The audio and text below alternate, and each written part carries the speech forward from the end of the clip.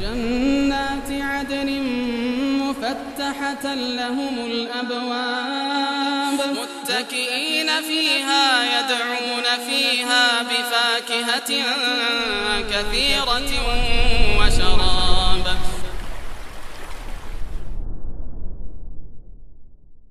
طيب, Bismillahirrahmanirrahim. Alhamdulillahirabbil alamin wassalatu wassalamu ala sayyidil mursalin wa ala alihi wa sahbihi ajma'in.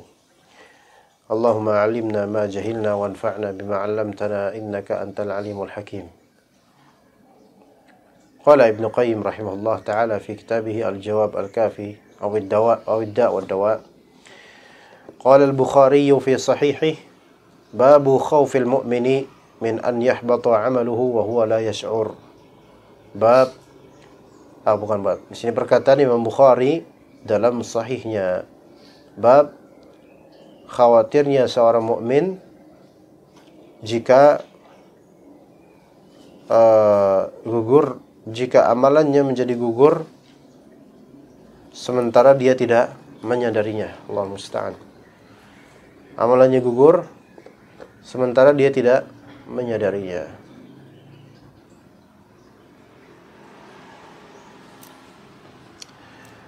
Ya, sebagaimana di surat Al-Hujurat, an tahbata a'malukum wa antum la tash'urun. Wa qala Ibrahim at-Taymiyy, ma 'aradtu qawli 'ala 'amali illa khasyitu an akuna mukadziba. Saya tidak bisa membandingkan antara perkataan saya dan amalan saya, kecuali melainkan saya khawatir menjadi seorang pendusta. Apa maksudnya, ikhwan? Kita kadang bicara bijak di kajian, apalagi dalam konteks dakwah, dai, atau mengklaim diri kita begini begitu ikhlas, baik dan seterusnya. Tapi kalau kita hamparkan dan kita komparasikan dengan kenyataan amalan kita, maka amalan kita mendustakan perkataan kita. Itu maksudnya.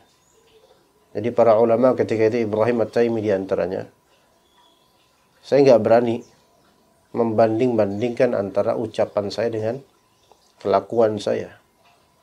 Karena khawatirnya saya menjadi seorang yang pendusta, yaitu kelakuan saya mendustakan omongan saya sendiri. Ya, ulama pun sampai begitu memikirkannya.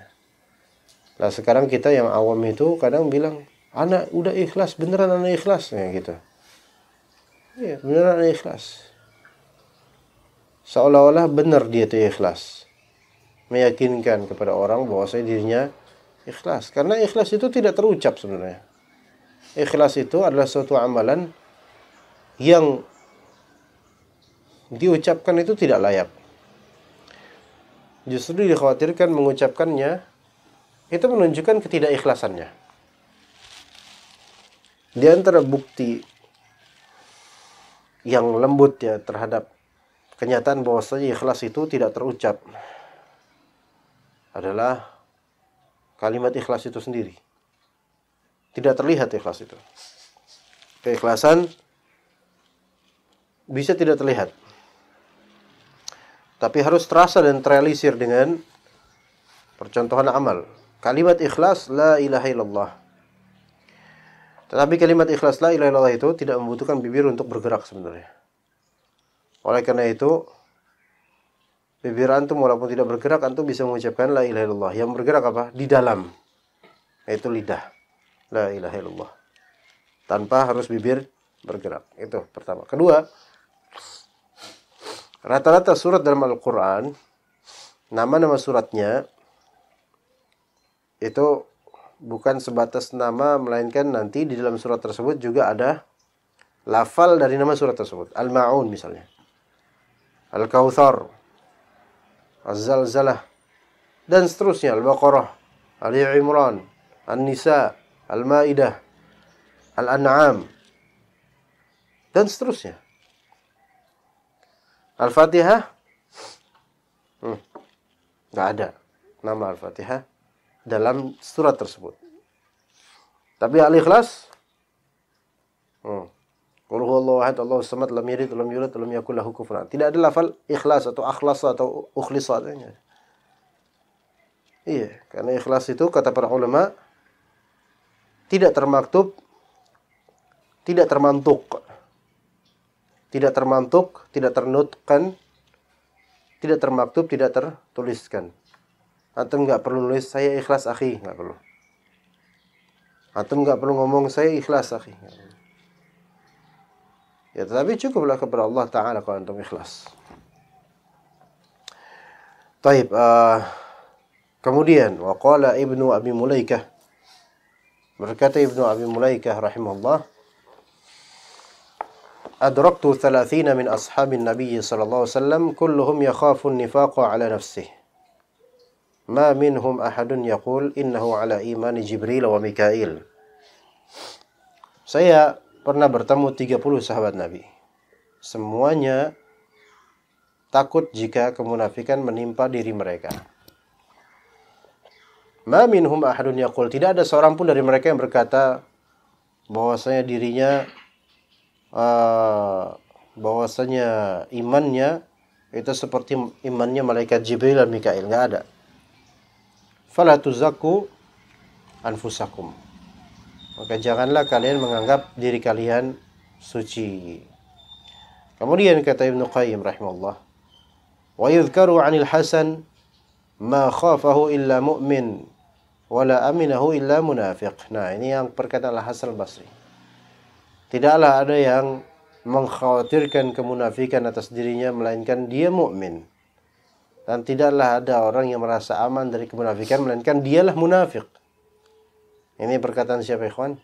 Al-Hasan Al-Basri. Ya, jadi nanti kalau ditanya perkataan siapa, ini perkataan Al-Hasan Al-Basri. Ya, antum nanti kalau ceramah di keluarga atau apa, kamu bilang Al-Hasan Al-Basri mengatakan ma khafahu illa mu'min wala aminahu illa munafiq. Kemunafikan itu tidaklah ada yang mengkhawatirkannya menimpa dirinya melainkan dia mukmin. Dan tidaklah ada orang yang merasa aman dari kemunafikan melainkan dialah munafik. Gitu. Wa kana Umar bin Al-Khattab yaqulu li Hudzaifah, anshudukallah. Umar bin Khattab berkata kepada Hudzaifah, karena Hudzaifah ini adalah sahabat yang dibeberkan oleh Rasulullah SAW asma al-munafiqin, nama-namanya orang munafik. Siapa aja mereka. Ya, maka ketika Umar bin Khattab tahu bahwa si Hudzaifah diberitahu oleh Rasulullah SAW daftar nama orang-orang munafik di kalangan Madinah, maka kemudian Umar bergegas dan khawatir. Anshudukallah, saya bertanya kepada engkau atas nama Allah wahai Hudzaifah. Hal sammani laka Rasulullah SAW yakni fil munafiqin. Apakah Rasulullah SAW menyebut namaku di jajaran orang munafik? Umar bin Khattab salah satu dari 10 yang dijamin masuk surga. Sampai khawatir kalau misalnya dalam list yang disebutkan oleh Rasulullah ada nama dia Umar bin Khattab. Maka kata Hudzaifah, la wala uzakki ba'daka ahada. Tidak. Dan aku tidak akan memberitahukan kepada seorang pun setelah engkau wahai Umar. Kemudian fasami'tu syekhana yaqul, yaitu saya pernah mendengar syekh kami, yaitu siapa? Gurunya Ibnu Qayyim, Ibnu Taimiyah rahimahullah. Beliau berkata, laisa muraduhu anni la ubarri'u ghairaka minan nifaq, balil murad la aftahu ala nafsi hadzal bab. Fa kullu man sa'alani hal sammani laka Rasulullah fa uzakki. Nah, ini penting nih, kawan. Ini poin yang penting. Maka Syekhul Islam Ibnu Taimiyah rahimahullah ketika membahas athar Umar bin Khattab yang bertanya kepada Hudzaifah, anshudukallah hal sammani laka Rasulullah SAW fil munafiqin. Ya, ketika Umar bertanya, apakah saya disebut oleh Rasulullah SAW dalam jajaran orang munafik? Kata Hudzaifah, tidak. Poinnya sini wala uzakki ba'daka ahada. Saya tidak akan uzaki, memberikan rekomendasi setelahmu seorang pun. Saya tidak akan mentazkiyah seorang pun setelahmu. Faham gak ikhwan? Apa maksudnya mentazkiyah seorang pun setelahmu? Maka kata Syekhul Islam, laisa muraduhu anni la ubarri'u ghairaka minan nifaq. Bukan yang dimaksud di sini, bukan yang dimaksud aku tidak membebaskan atau tidak membersihkan selainmu dari kemunafikan. Aku tidak mau menyatakan bahwa selainmu tidak terlepas dari kemunafikan. Itu maksudnya Hudzaifah, aku tidak bermaksud bahwasanya engkau wahai Umar memang tidak munafik, sementara yang lain itu munafik. Enggak, bukan itu maksudnya. Tapi lafal wala uzakki ba'daka ahada. Wala uzakki ba'daka ahada karena aku tidak akan mau merekomendasikan orang setelahmu wahai Umar. Maksudnya bukan wahai Umar kamu tuh orang yang recommended dan yang lain enggak. Bukan itu maksudnya. Tetapi maksudnya adalah la aftahu ala nafsil bab. Saya enggak mau membuka pintu tersebut melalui diri saya. Enggak mau membuka pintu pertanyaan seperti ini lagi. Sehingga fakullu man sa'alani hal sammani laka Rasulullah. Sehingga semua orang nanti akan bertanya padaku, pada Hudzaifah. Semua akan bertanya dengan pertanyaan serupa karena semua para sahabat rata-rata khawatir dirinya terjerumus dalam kemunafikan tanpa sadar. Maka akan bertanya nih, Talha bertanya, Rasulullah nyebut nama saya enggak? Yang ini bertanya, Rasulullah nyebut nama saya. Semua kan akhirnya apa? Fauzakkihi, maka kemudian aku akan memberikan tazkiyah, rekomendasi pada semua orang. Faham di sini maksudnya? Karena masalah tazkiyah kepada orang, membebaskan orang dari keburukan atau mencitrakan orang itu baik, itu enggak sembarangan. Dan ada sedikit cerita tentang pengalaman anak ikhwan dalam masalah tazkiyah ini. Ingat ya, kalau misalnya kita mau mendaftar ke kampus tertentu, itu kan harus ada surat sebenarnya rekomendasi. Ya, ada yang cukup mensyaratkan SKCK ada.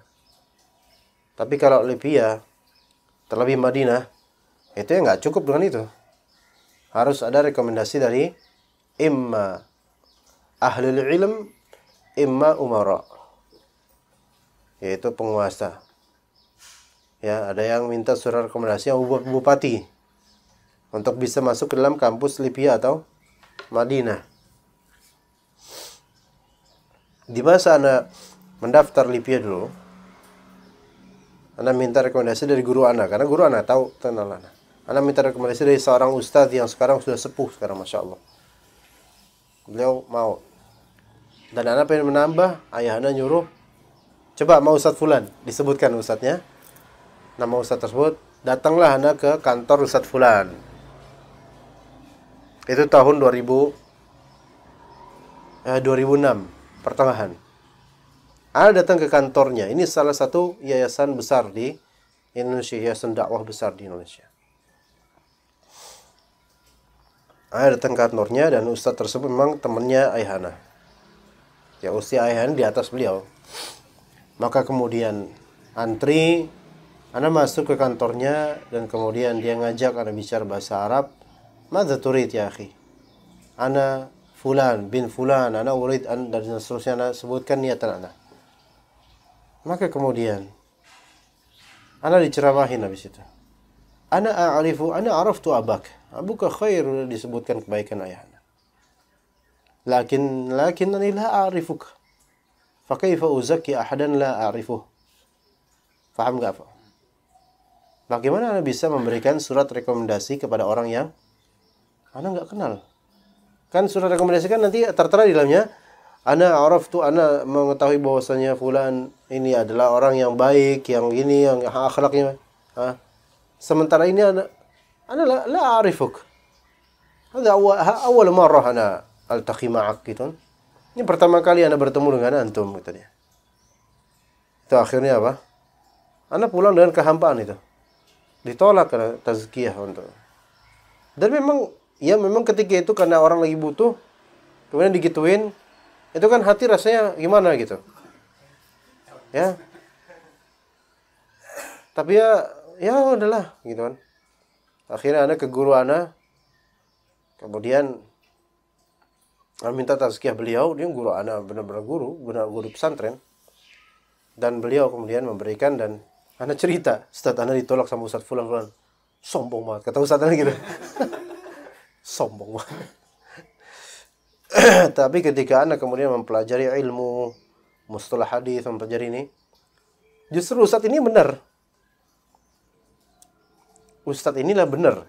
Ustaz, bukan Ustaz ana. Ustaz ana berhak untuk memberikan rekomendasi karena beliau kenal ana dekat itu. Itu nggak masalah. Tapi Ustaz yang menolak ana ini sahih. Karena emang beliau nggak kenal ana. Bahkan ana pun nggak kenal beliau sebenarnya tadinya. Dan beliau menolak ana itu sahih. Bahkan kalau beliau menerima ana berarti beliau kadzib. Ya kan? Maka ini orang ahli ilmu itu. Ya. Itu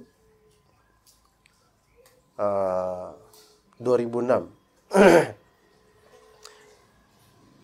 Maka kemudian tahun 2018 Anda mengajar di masjid yayasannya. Dan beliau menyambut Anda. Dan beliau kayaknya nggak ingat bahwa Anda itu orang yang ditolak sama beliau. Dan di beberapa kesempatan beliau hadir di majelis ana. Ini ustadz besar loh ini. Di majelis ana yang di yayasan beliau itu. Diam gitu beliau menyimak gitu. Ana pengen gitu suatu saat tuh ana mungkin. Ustadz. Ma'azil tatazakar amla Ustadz. Masih ingat gak Ustadz? Ana dulu yang Ustadz tolak tazkiyah buat Lipia. Ana sekarang udah lulus Lipia Ustadz. Ana jadi guru antum Ustadz. Kayak gitu. Teliti ikhwan. Tapi ini ada pelajaran yang sahih, yang perlu kita fahami baik-baik. Masalah tazkiyah itu juga akan ada tanggung jawabnya di akhirat. Tazkiyah di sini baik untuk masuk ke perkuliahan atau tazkiyah untuk menikah. Karena nggak boleh sembarangan seorang yang mau nikah mengatasnamakan ustadz tertentu agar dilancarkan pernikahannya. Paham nggak maksudnya? Boleh dia mengatakan dalam CV-nya, udah ngaji belum? Ngaji sama siapa? Kalimat orang ini dalam CV itu harus detail benar. Nggak boleh kalimat yang menunjukkan seolah-olah dia mulazamah sama Ustadz Fulan.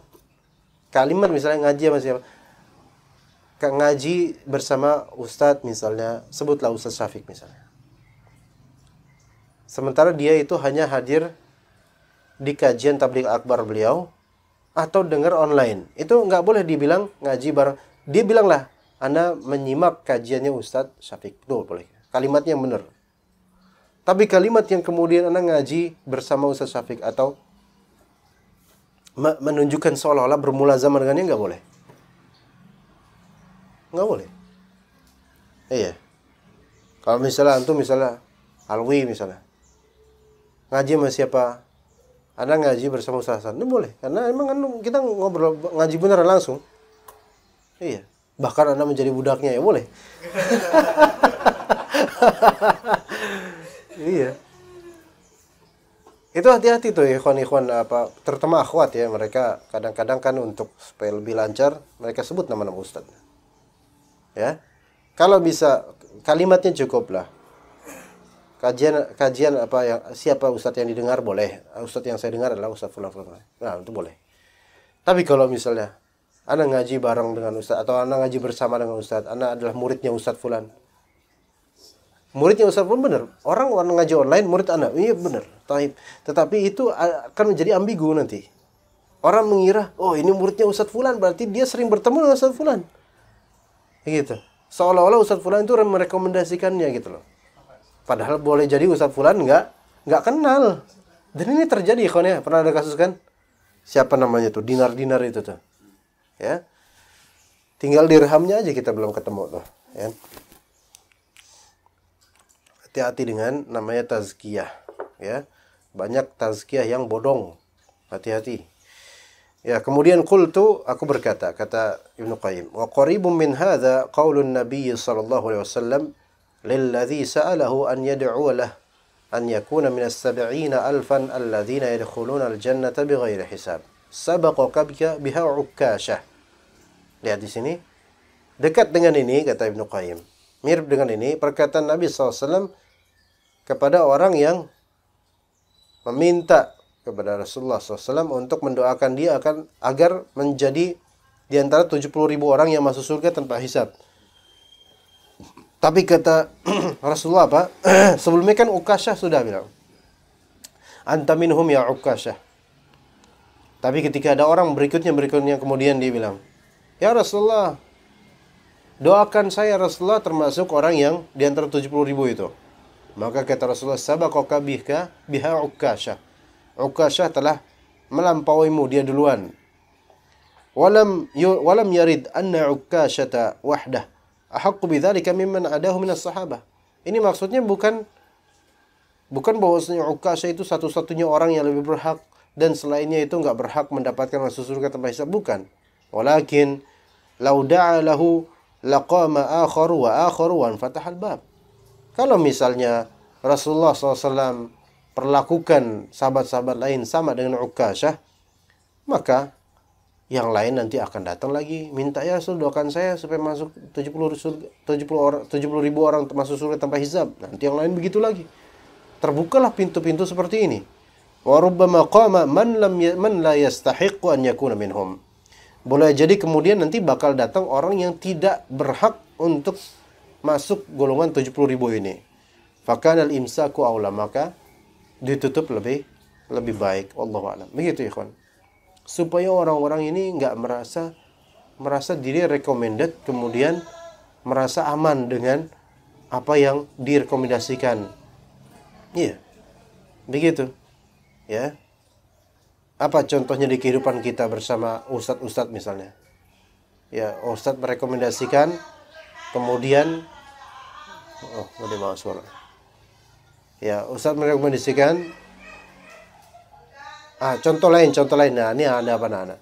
Endorse, ya. Ustadz mengendorse fulan, ya.